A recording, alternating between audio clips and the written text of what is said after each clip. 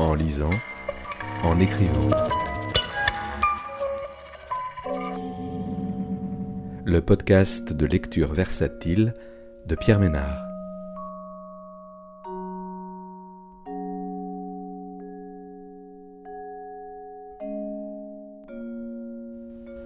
Aujourd'hui, Paris, musée du XXIe siècle, le XVIIIe arrondissement, de Thomas Clerc, paru aux éditions de Minuit en 2024. « 17 ans après la publication de son livre « Paris, musée du XXIe siècle, le Xe arrondissement », où il décrivait le dit arrondissement, Thomas Clerc récidive après avoir déménagé dans le XVIIIe pour arpenter de long en large cet arrondissement de Paris à travers ses 425 rues, squares, places, avenues, cités, jardins, villas, boulevards, impasses et passages, en adoptant l'ordre arbitraire mais incontestable de l'alphabet, des abords du périphérique jusqu'à Montmartre.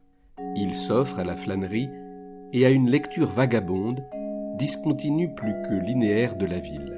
Un portrait du quartier entre la confession, le rêve, l'étude ethnographique, politique, économique et, bien sûr, historique, qui poursuit sa réflexion sur la muséification de la capitale.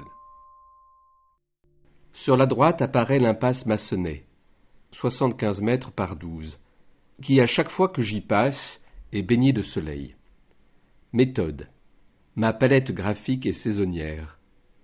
Le bâti de cette impasse, on ne peut moins parisienne, constitué d'immeubles années 1950 à gros moellons et 3 étages, aux fenêtres détourées de ciment gris, évoque Saint-Nazaire, ce qui est loin d'être une offense.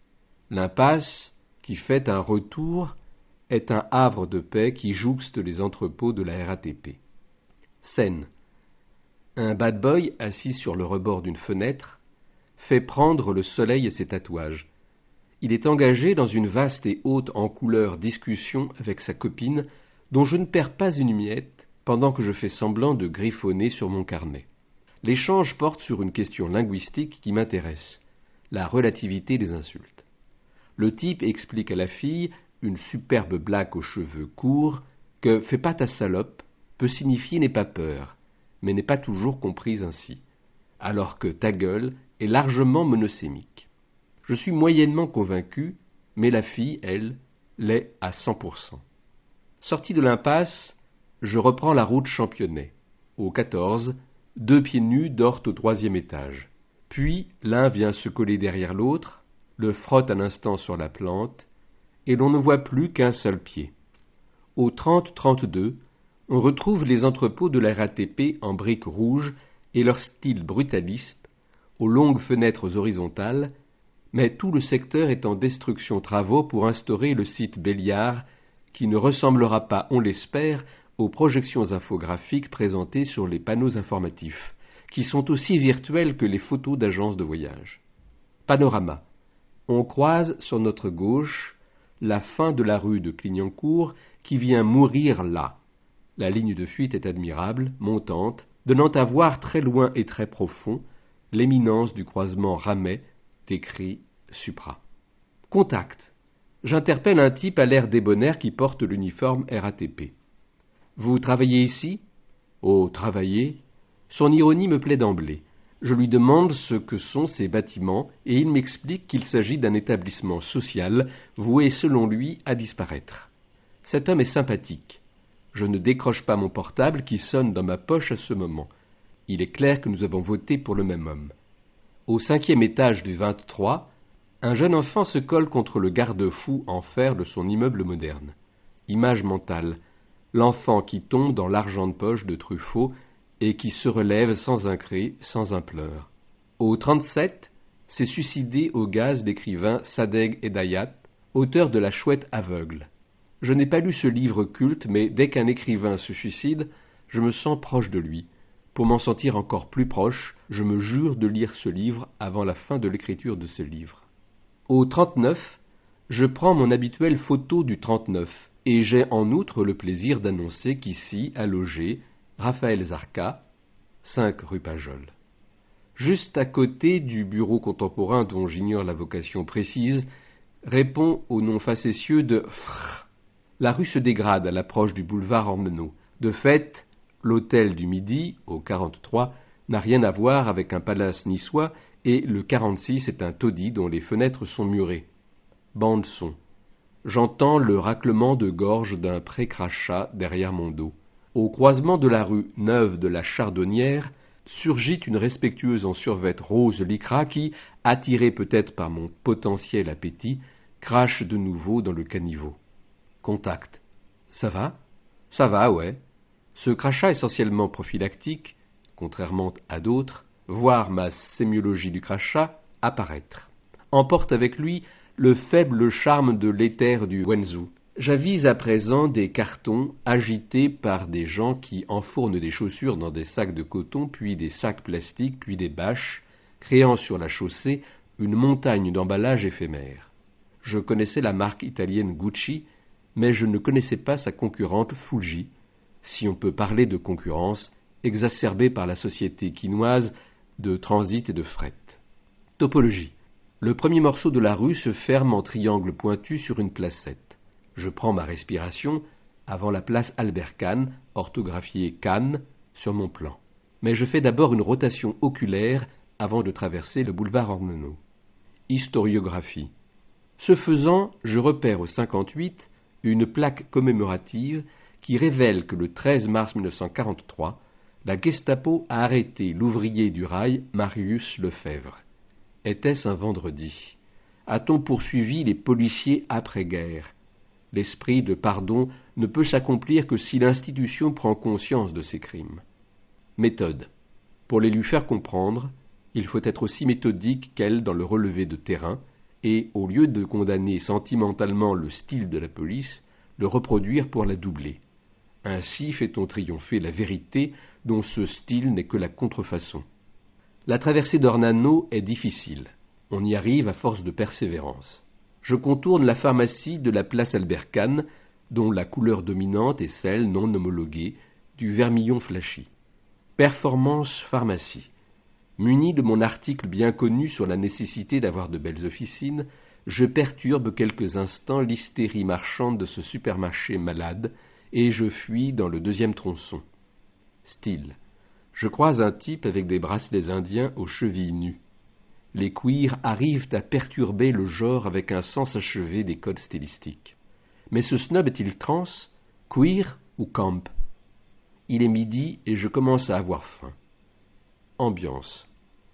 Au coin Le Thor, 2 cafés-restaurants se font face, et les tenancières se parlent d'une rue l'autre, créant un effet village, phénomène qui se reproduit un peu plus loin, entre les 2 parties du garage Suzuki du 94 et du 97.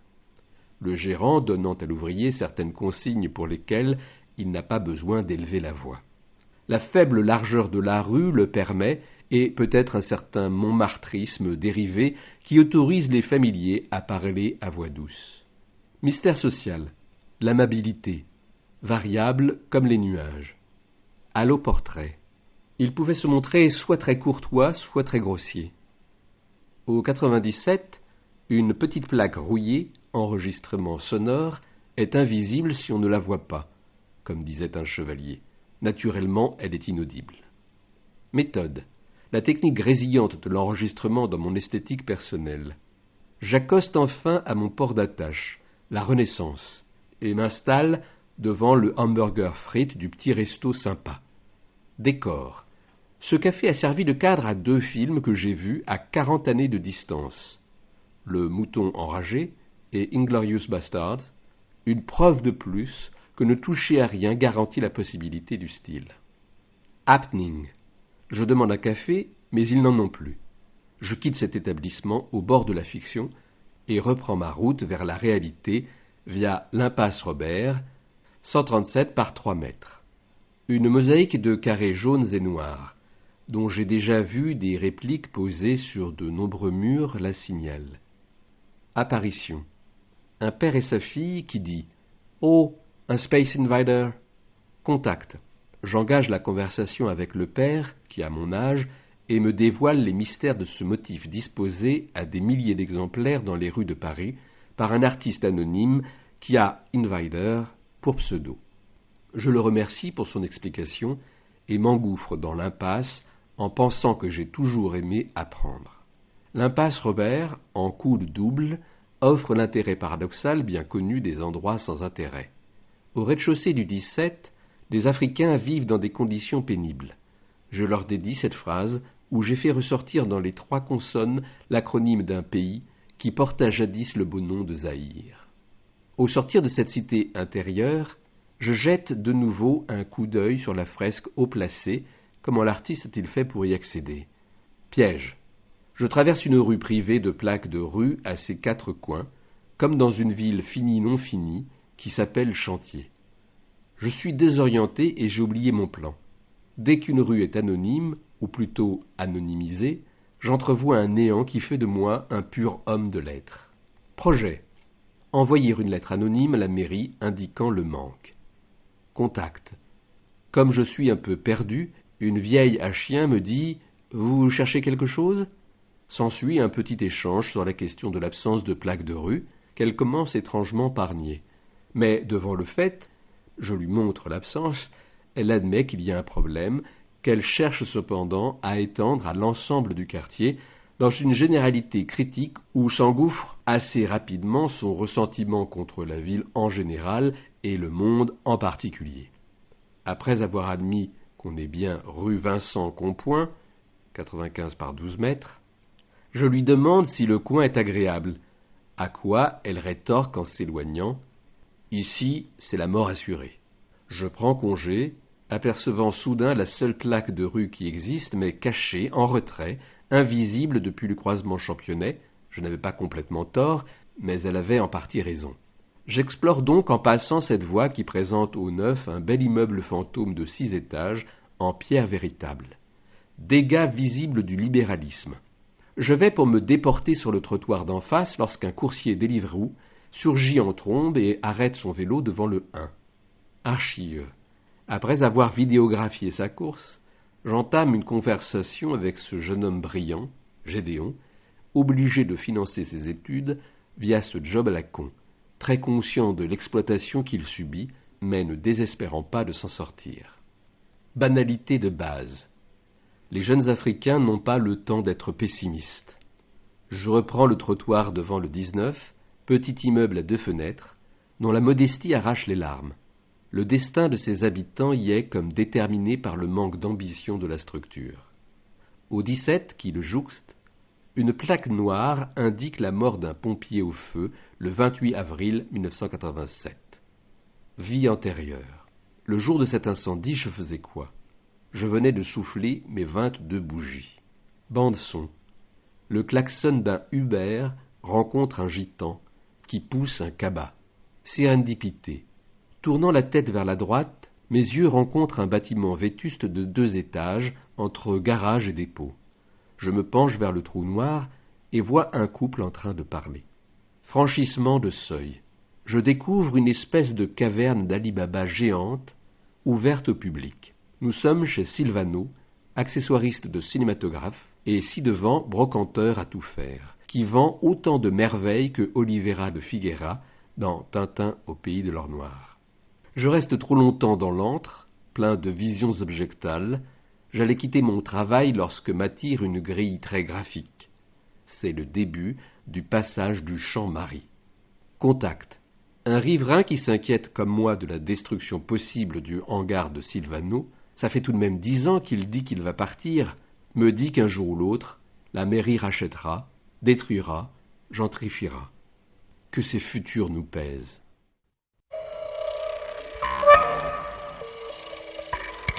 En lisant, en écrivant. Le podcast de lecture versatile de Pierre Ménard.